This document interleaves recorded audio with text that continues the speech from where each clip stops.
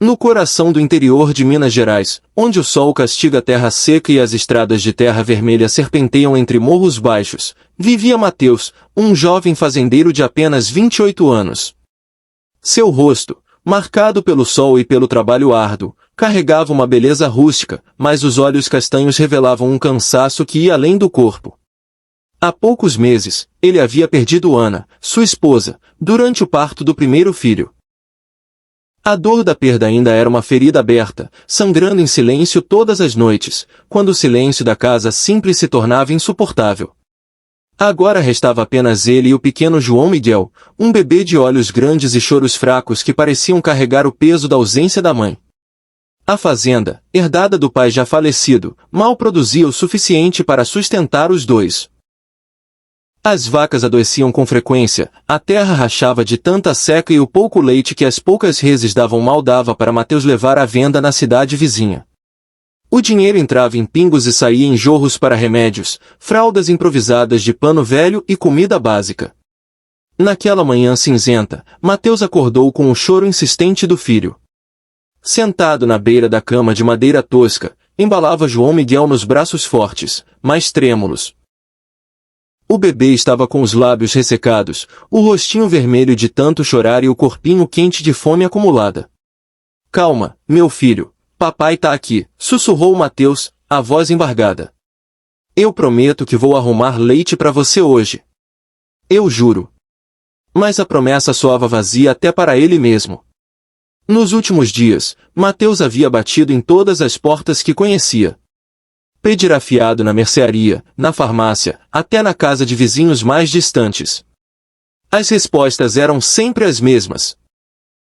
Olhares de pena misturados com desconfiança, portas que se fechavam devagar ou recusas secas disfarçadas de desculpas.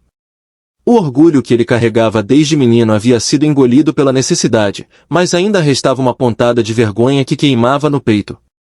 Ele vestiu a camisa surrada, enrolou João Miguel num cobertor puído e saiu pela porteira enferrujada, caminhando pela estrada poeirenta em direção a Santa Rita do Sul, a pequena cidade que ficava a uns 40 minutos a pé.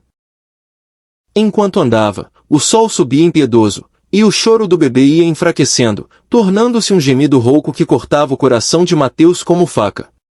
Ele parava a cada poucos metros para acalmar o filho, cantarolando baixinho uma canção de ninar que Ana costumava entoar. Sua mãe cantava isso para você antes mesmo de você nascer, murmurava, com lágrimas escorrendo pelo rosto empoeirado. Chegando à cidade, foi direto à mercearia do seu Zeca, o comerciante mais conhecido por ser duro nos negócios. O sino da porta tilintou quando entrou. Algumas pessoas que compravam viraram o rosto, cochichando. Mateus respirou fundo. Bom dia, seu Zeca. O senhor poderia me vender uma lata de leite em pó? Eu pago assim que vender umas galinhas. O comerciante nem levantou os olhos do caderno de anotações. Mateus, você já me deve da última vez. Não posso ficar dando fiado. O choro de João Miguel ecoou pela loja pequena, fazendo algumas clientes baixarem a cabeça de constrangimento. Mateus apertou o filho contra o peito. Pelo amor de Deus, seu Zeca, é só uma lata. O menino não come desde ontem. O comerciante fez um gesto impaciente com a mão. Não insista, rapaz. Eu não posso. Sentindo os olhares pesados, Mateus saiu com a cabeça baixa, o orgulho esmagado, mas o desespero ainda maior. Tentou na farmácia, no armazém, até na casa de Dona Lourdes, conhecida por ter sempre leite fresco.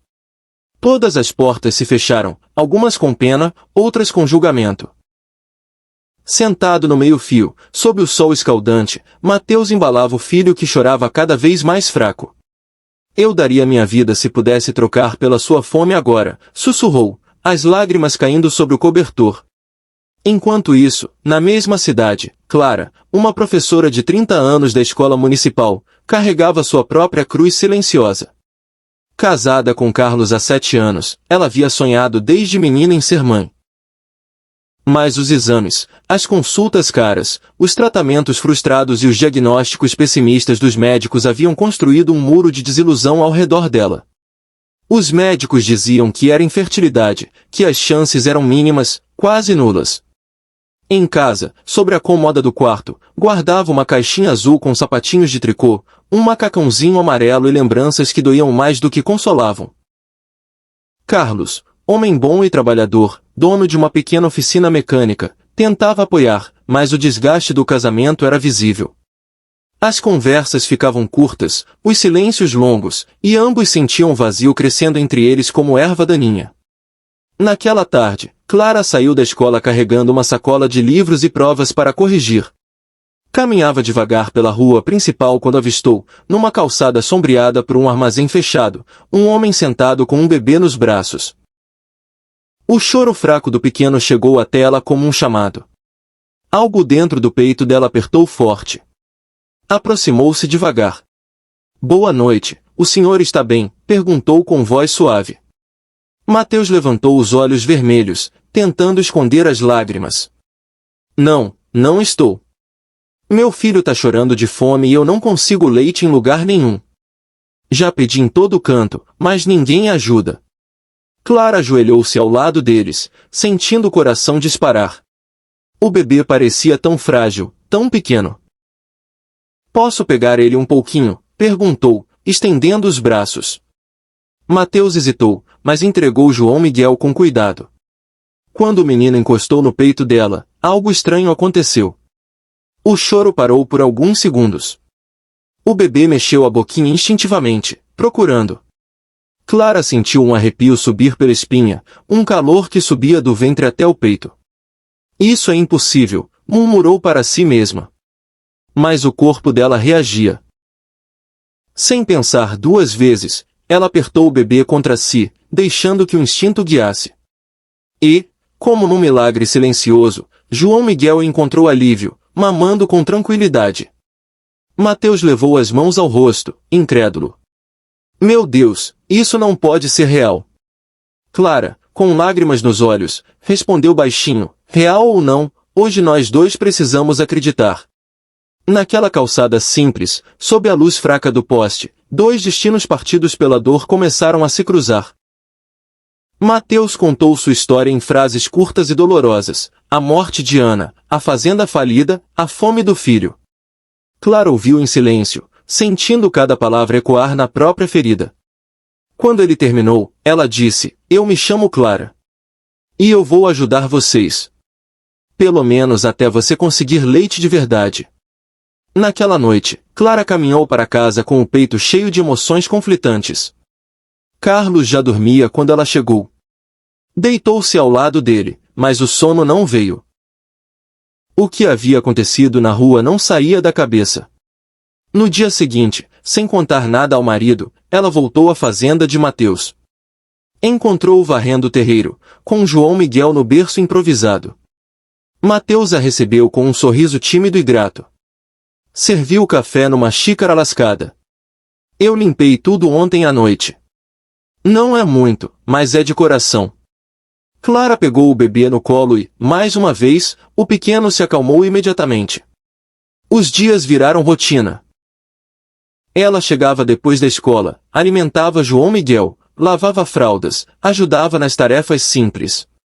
Mateus, em troca, tratava-a com respeito absoluto, deixando sempre um presente humilde: ovos, mandioca, uma galinha magra. Mas em cidade pequena, nada fica escondido por muito tempo. Os cochichos começaram na venda, na igreja, na porta da escola.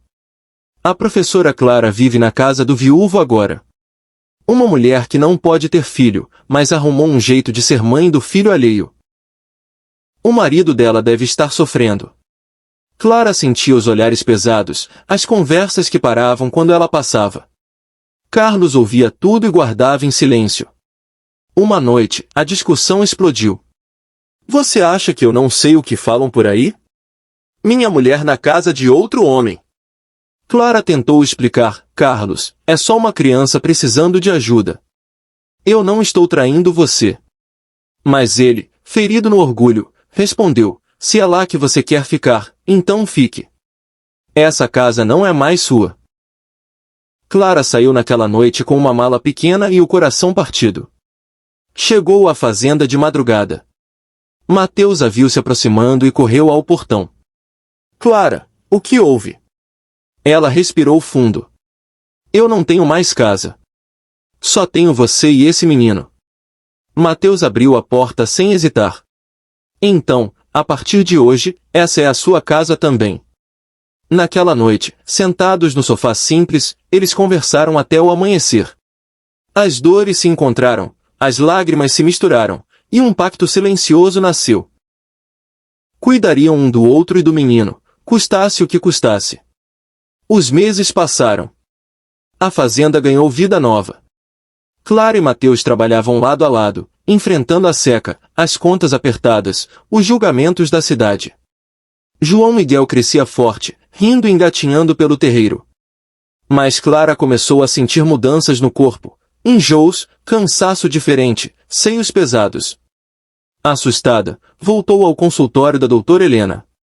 A médica examinou os resultados, comparou com exames antigos e sorriu. Clara, o diagnóstico de anos atrás foi precipitado. Você tinha dificuldades, sim, mas não era impossível. Seu corpo precisava de um estímulo emocional forte. E esse estímulo veio. Clara levou a mão ao ventre, chorando. Eu estou grávida. Sim. Parabéns. Você já está a caminho de ser mãe de verdade. Quando contou a Mateus, na varanda da fazenda, ele a abraçou forte, chorando junto. João Miguel, entre eles, sorria como se entendesse. A cidade, que antes julgava, agora via uma barriga crescendo, um bebê no colo e um casal que se olhava com respeito e amor. O preconceito calou diante da realidade. A dor que os havia destruído tornou-se o caminho para a reconstrução. Numa tarde tranquila, sob a sombra de uma mangueira, Clara olhou para Mateus e disse, se não fosse a dor, eu nunca teria conhecido você. Ele respondeu, passando a mão nos cabelos dela, foi a dor que nos juntou, mas é o amor que vai nos manter. João Miguel brincava na grama, alheio ao milagre que o cercava. Dentro do ventre de Clara, outra vida se formava. A fazenda, antes marcada pela seca e pela solidão, agora pulsava com risos, esperança e promessas.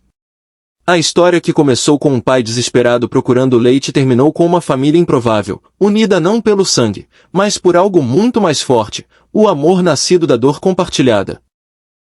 E assim, em Santa Rita do Sul, onde o sol ainda castigava a terra, floresceu uma prova viva de que, mesmo quando tudo parece perdido, a vida sempre encontra um jeito de devolver em dobro o que mais precisamos.